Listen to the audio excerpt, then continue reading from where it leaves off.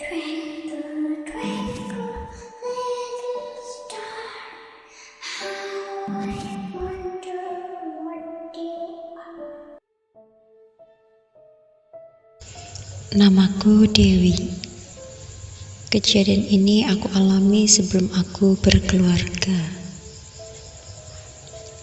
Kebetulan malam ini aku sedang bersantai di rumah. Rumah yang sekarang aku tempati bukan rumah yang ada di dalam cerita.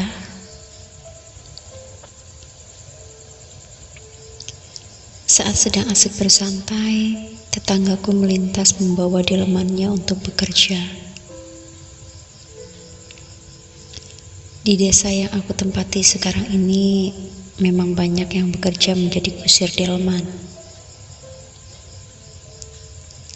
Dan setiap kali aku mendengar suara delman yang berjalan, aku menjadi teringat akan kejadian yang sungguh mengerikan dan membuat bulu kuduku berdiri.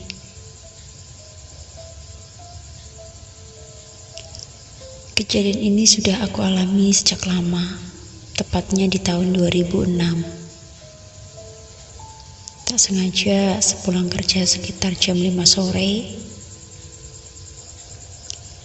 tiba-tiba aku berkeinginan untuk pulang ke rumah karena kali ini tidak ada acara di kantorku. Memang setiap hari Kamis aku mendapatkan jatah libur kerja.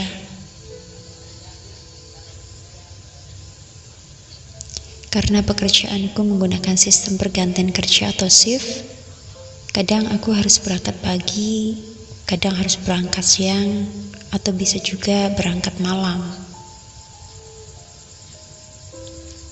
Sebagai anak kos, ini kesempatan buat kumpul bareng keluarga dan jarang-jarang aku bisa pulang ke rumah.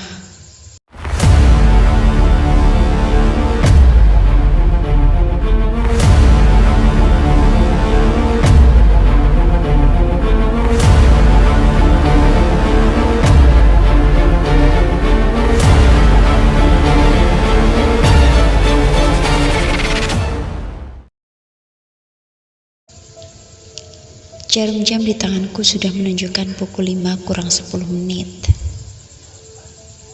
Aku langsung bergegas menuju jalan raya untuk menunggu bus kota yang akan ke rumahku.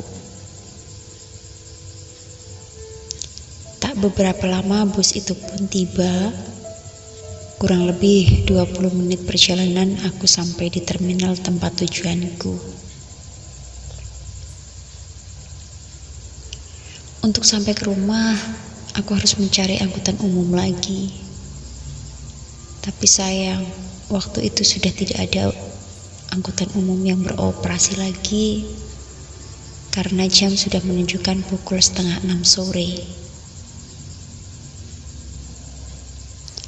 Terpaksa aku harus menaiki angkutan umum sampai jalur besar. Aku turun di perempatan, tepat berada di depan pangkalan ojek. Niatku ingin menaiki ojek untuk sampai ke rumahku. Biasanya pangkalan ojek ini ramai dan masih ada tukang ojek yang beroperasi menunggu penumpangnya. Tapi hari ini aku benar-benar sial. Tak ada satu ojek pun di pangkalan ini. Dan untuk sampai ke rumah, terpaksa aku harus berjalan kaki kurang lebih 2 km. Karena harus melewati 3 desa dari jalan raya tersebut. Dengan langkah tergesa-gesa agar tidak kemalaman, aku mempercepat langkah kakiku. Untuk estimasi waktu, aku sampai di rumah sekitar 30 menit perjalanan atau jam 6 sore bertepatan dengan adzan maghrib, aku sampai di rumah.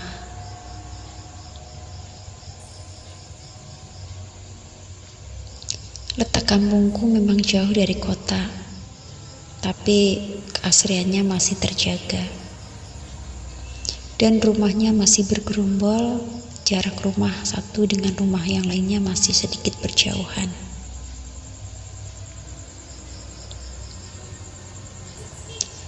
Jika ditanya takut jalan sendiri, pasti takutlah, karena harus melewati kebun dan sawah-sawah warga.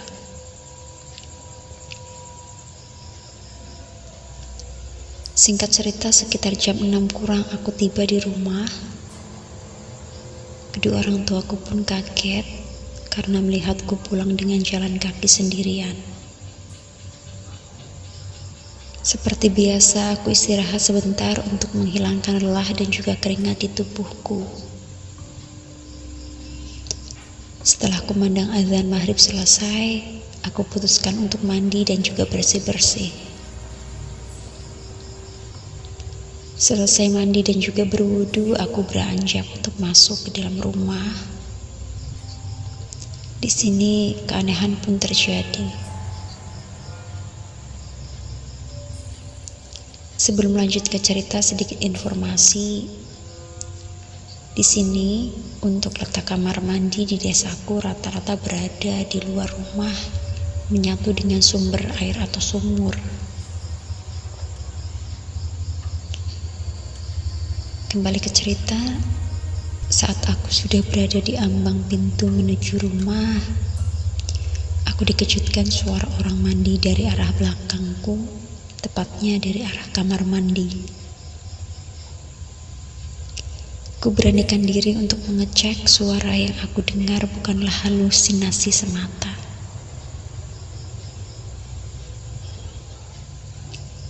Sesampainya di depan kamar mandi, suara itu pun berhenti dan aku pun membuka pintu kamar mandi. Terlihat lampu yang tadinya sudah aku matikan ternyata dalam keadaan menyala, dan aku pun memperhatikan tak ada satu orang pun di dalam kamar mandi. Aku pun mematikan lampu kamar mandi lagi dan beranjak untuk kembali masuk ke dalam rumah. Lagi-lagi suara orang mandi terdengar kembali. Dan aku mengulangi untuk mengecek ke dalam kamar mandi kembali. Sampai di sana ternyata kamar mandi dalam keadaan kosong dan tidak ada yang mandi. Tapi lampu kembali menyala.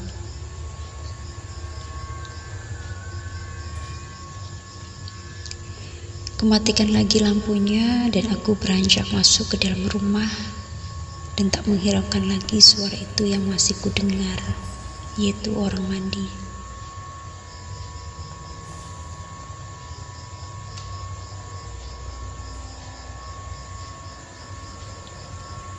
Setengah jam kemudian setelah aku selesai sholat maghrib, aku bersantai sambil bercerita dengan bapak dan bermain dengan ponakanku. Tak sengaja ibuku bercerita kalau tetanggaku baru saja meninggal dunia karena sakit.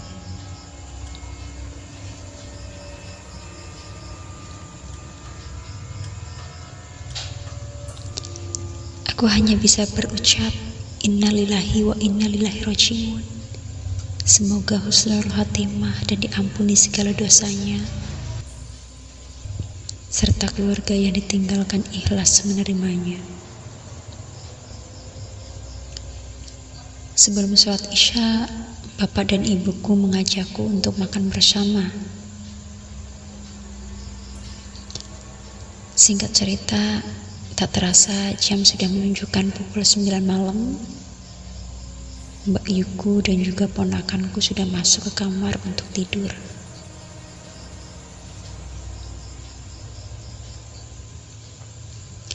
Malam ini terasa sunyi dan sepi seperti biasanya, apalagi jika sudah ada orang yang meninggal di desaku, maka tak ada satu orang pun yang berani keluar dari rumah setelah maghrib tiba. Aku pun memutuskan untuk masuk kamar dan beristirahat. Karena rasa lelah, aku pun terbuai ke alam mimpi dengan cepat.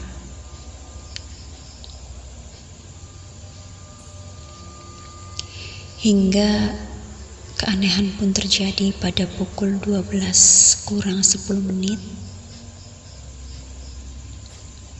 Aku dikagetkan dengan suara gemerincing kaki kuda dan kereta kuda.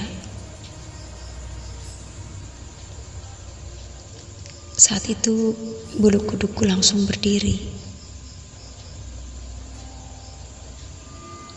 Setahuku di desa ini tidak ada delman satupun. Seandainya ada, itu pun mustahil karena letak desaku yang mempunyai turunan terjal dan curam.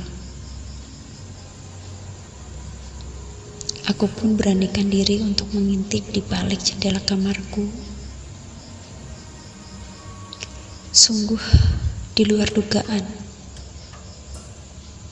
Ternyata yang aku lihat sebuah kereta kuda membawa keranda jenazah. Dan di belakangnya terlihat banyak sosok aneh. Entah manusia atau makhluk astral, aku tidak tahu. Karena wujud mereka yang samar terhalang rimbunnya pepohonan di depan rumah.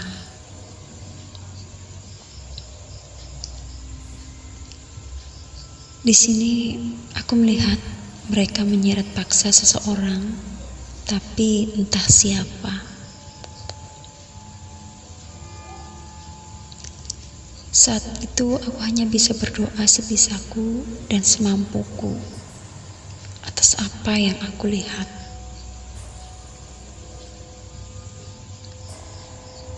Air mata ini tiba-tiba menetes.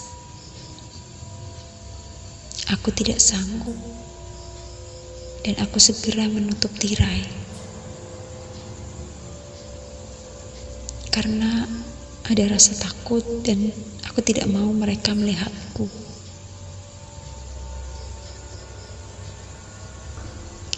Kereta kuda itu melintas dengan cepat dari arah timur rumahku menuju ke arah barat. Sampai di batas desa, suara itu pun perlahan mulai menghilang. Aku memberanikan diri untuk membangunkan ibuku yang ternyata ada di sampingku. Dan aku pun bertanya pada ibuku, "Bu, Ibu dengar nggak suara tadi?" Ibuku tidak menjawab. Aku mengulanginya kembali untuk membangunkan ibuku. "Bu, ini malam apa, Bu?" Di sini ibuku baru bangun. "Ini malam Jumat dan malam 1 Suro. Memang kenapa?" Kagetlah aku di situ. "Jadi tadi apa yang aku lihat ya, Bu?" "Kamu lihat apa? Ini masih malam, ayo tidur lagi." Enggak apa-apa, Bu." Dengan terpaksa, aku menuruti perkataan ibuku untuk tidur kembali dan tak menghiraukan apa yang aku alami barusan. Aku hanya bisa memendam dalam hati dan juga dalam pikiranku.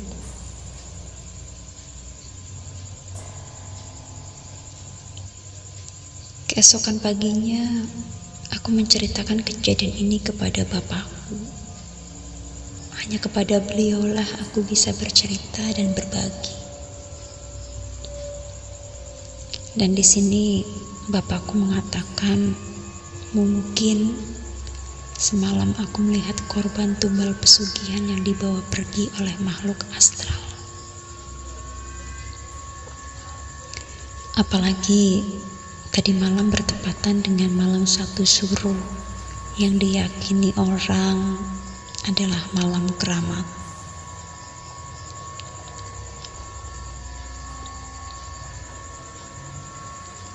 Aku hanya bisa beristighfar dalam hati. Ternyata di desaku ada orang yang mencari kekayaan dengan jalan sesat dan bersekutu dengan setan atau iblis. Sejak kejadian itu, setiap datang malam 1 Suro, aku tidak mau dan tidak berani pulang ke rumah.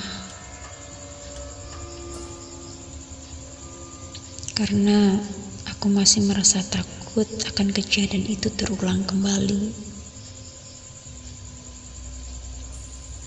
Aku hanya kasihan melihat orang yang dirantai dan diseret paksa oleh mereka, yaitu para makhluk astral.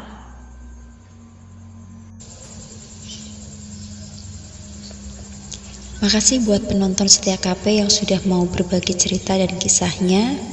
Buat kalian yang mau berbagi kisah menarik seputar dunia mistis dan perhororan, bisa kirimkan cerita kamu ke email yang ada di deskripsi. Untuk selalu mendukung channel ini, jangan lupa like, comment, dan subscribe.